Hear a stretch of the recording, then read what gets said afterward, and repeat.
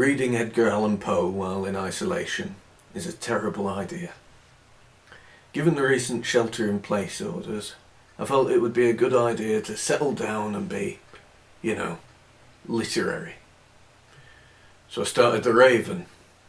It seemed fitting. I get stuck in my room alone, reading about a guy in a room alone, pining about Lenore. To be clear, I'm not pining. It's just bad timing. I keep finding items around the apartment that don't belong to me. A spatula my Lenore moved in with. My kitchen was already fully loaded when she moved in, but she couldn't part with this beloved spatula. Why would anyone leave behind something they were so attached to at the beginning? To take my mind off the spatula, I ripped a book off the shelf, one I hadn't read before, and dug in. Verse doesn't seem creepy at first. It's one of those things that by day seems innocuous, like a sing-song greeting card. I wasn't paying attention. My mind kept wandering back to my Lenore and the spatula, so that I kept having to start over again from the beginning. Just when the Raven entered, I heard something. No joke. It was like wings rustling at the window. I looked up, and that's when I realised it was dark outside. Verse at night is terrifying.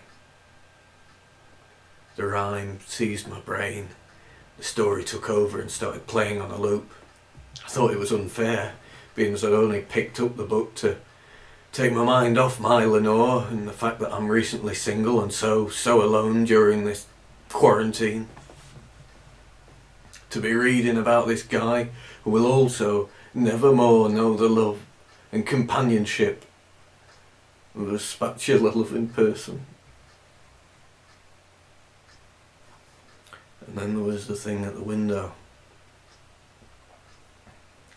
The only thing more terrifying than verse alone at night is the realisation that you're no longer alone.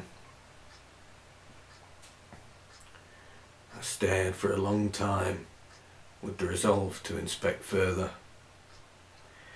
Resolve to inspect further isn't the same as actually inspecting further though, so I stared for a while longer before I realised I had no excuse to do anything other than confront my fear.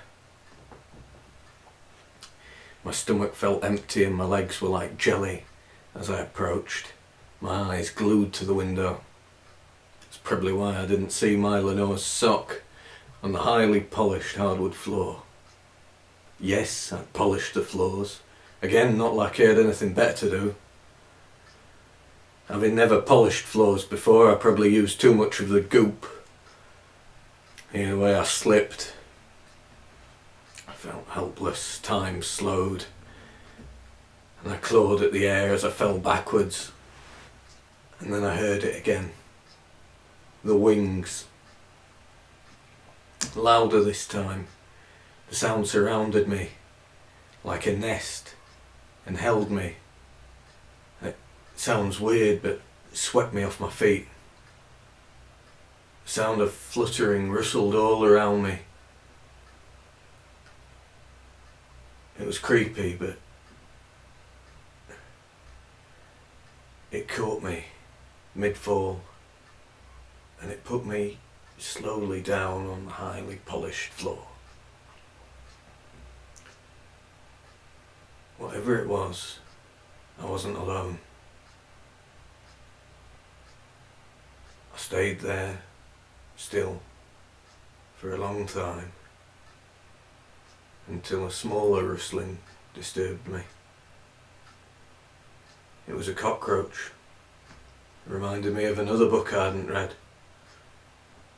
And for an instant, I hoped it was my Lenore come back to me as a cockroach. Even if it wasn't my Lenore, at least I wasn't alone.